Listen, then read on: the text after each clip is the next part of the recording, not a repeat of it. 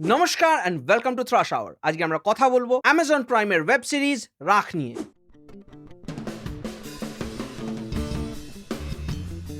আমার লাস্ট কয়েকটা ভিডিওতে মোস্ট রিকোয়েস্টেড ওয়েব সিরিজ হচ্ছে রাখ, এবং পুরো সিরিজটা আমি নন স্টপ দেখেছি অ্যাট ওয়ান গো। সিরিজটা ভীষণ এঙ্গেজিং, ক্যাপটিভেটিং অ্যান্ড মুভিং। প্রথমে যখন জানলাম যেটা একটা কপ থ্রিলার, তখন আমি একটু স্কেপটিক্যাল ছিলাম, but trust me, within first 30 minutes that scepticism vanished. বেশ অনেকদিন আগে আমি একটা হরর ওয়েব সিরিজ দেখেছিলাম এবং রিভিউ করেছিলাম, খফ। এই সিরিজটা দেখেও আমি সেম ইম্প্যাক্ট ফিল করেছি। সিরিজটা based on a true story, the infamous 1978 Ranga Billa case. কিন্তু আগে থেকেই বলে দিই, ইন্সপিরেশনটা খুবই সীমিত।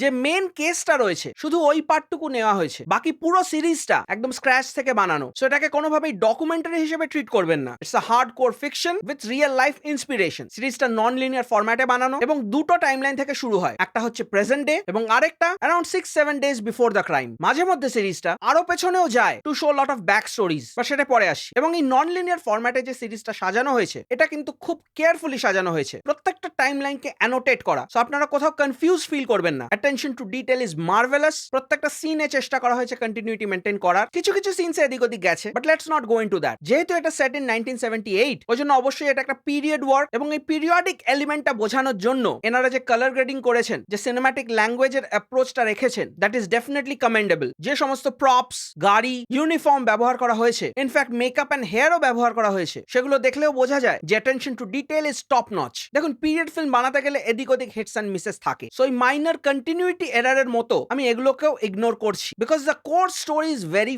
Very good. 8খানা এপিসোড, এবং 8খানা এপিসোডে এনাফ স্টোরি রয়েছে। একটা কপ থ্রিলারে investigation is the essential part of the story. এই পুরো সিরিজটা ইনভেস্টিগেশনের উপর বেস করা। ইনভেস্টিগেশন পার্ট থেকে যে রিভিলেশন গুলো আসছে, সেগুলো খুবই ইম্পর্টেন্ট অ্যান্ড রেলিভেন্ট। একটা ক্যারেক্টার, একটা ডায়লগ, একটা প্রপস, কোনো কিছুই ইররেলিভেন্ট রাখা হয়নি। ইয়েস, প্রচুর জায়গায় স্টোরিটা একটু স্ট্রেচড হয়ে যায়, কিন্তু কোথাও আননেসেসারি বা ইররেলিভেন্ট হয়ে যায় না। যখন আপনারা ক্রিমিনালদের ব্যাক স্টোরি দেখবেন, সেটা বেশ অনেক বছর অব্দি স্ট্রেচড হয়ে যায়, মানে তাদের পুরো চাইল্ডহুড অব্দি যায়। এবার এই সেগমেন্ট গুলো হয়তো বাদ দেওয়া যেত, বাট আমার মনে হয়েছে এগুলো character development and character growth কে বোঝানোর জন্য ক্রুশাল ছিল স্টোরিতে। আলি ফজলের যে ক্যারেক্টার, মানে জয়প্রকাশ, তার ক্যারেক্টারটা এক্স্যাক্টলি ওরকম কেন, why is he so meek, submissive, এগুলো ফিল্মে পরিষ্কার বোঝানো হয়েছে। ও যে ফিজিক্যালি একজন কপ হয়ে যাওয়ার পরেও মেন্টালি সেই জায়গাটা অ্যাকসেপ্ট করতে একটু প্রবলেম হচ্ছে, এই যে ইনার কনফ্লিক্ট, এগুলো পরিষ্কার আপনারা বুঝতে পারবেন। আলি ফজলের বাবার রোল প্লে করেছেন রাকেশ বেদি, এবং ধুরন্ধরে উনি যেরকম মন জয় করেছিলেন, এখানেও সেম করেছেন। এই সিম্পল একটা মাটন কষা বা মাটন কারি, এটারও একটা ইম্পর্টেন্স আছে স্টোরিতে। কার হাত পোড়া, কার গায়ে চোট, everything carries a meaning and is relevant to the plot. এইরকম হতে হয় স্টোরি। ওই মনে মনে স্টোরি ফাঁদলাম আর বানিয়ে ফেললাম, ওটাকে ফিল্ম বা সিরিজ বলে না। অসাধারণ character writing, you will literally hate the criminals.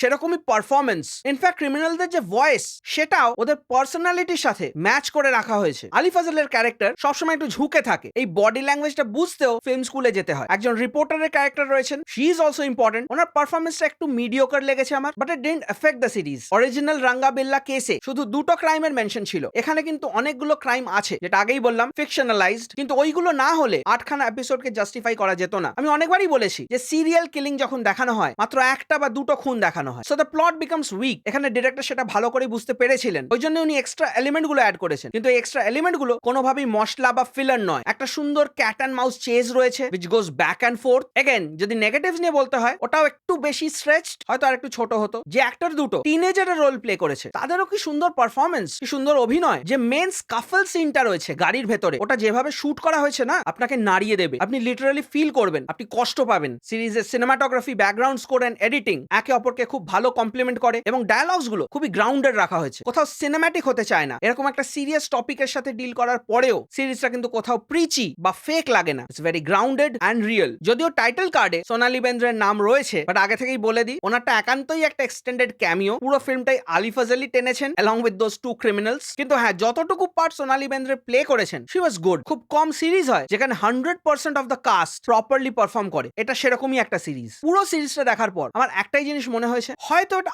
8টা episode না হয় 6টা এপিসোড হলে বেটার হতো। কিন্তু অ্যাজ আই সেড, ক্যারেক্টার ডেভেলপমেন্টের জন্য ওই ব্যাক স্টোরি গুলো খুবই প্রয়োজনীয় ছিল। সো এটা ইদার অর, কেউ এটার ফরে হবে, কেউ এটার এগেনস্টে। এবং যেরকম খফ থেকে আমরা একটা মেসেজ পেয়েছিলাম, এই সিরিজ থেকেও আমরা একটা ইম্পর্টেন্ট মেসেজ পাই। সেই মেসেজটা কি সেটা আমি আলাদা করে বললাম না, সিরিজটা দেখলেই আপনারা বুঝতে পারবেন। সো আমি রাখকে দেবো 6.5 আউট অফ 10। অনেকদিন পর একটা প্রপার কপ থ্রিলার দেখলাম, এবং যারা এই সিরিজটা আমাকে রিকোয়েস্ট করেছিলেন তাদেরকে এগেইন জানাই থ্যাংক ইউ। সো এই ছিল আমার ভিউজ এন্ড ওপিনিয়ন্স অন রাখ। আশা করি আজকের এই ভিডিওটা আপনাদের ভালো লেগেছে। যদি ভালো লেগে থাকে তাহলে একটা লাইক, শেয়ার আর সাবস্ক্রাইব করে দেবেন। আপনাদের কোনো মতামত, সাজেশন বা ওপিনিয়ন থাকলে কমেন্ট সেকশনে নিশ্চয়ই জানাবেন। You can follow me on Instagram, Twitter and Facebook. আপনারা দেখছেন থ্রাশ আওয়ার। আমি আপনাদের হোস্ট টম থ্রাশ, এবং দেখা হচ্ছে পরের ভিডিও।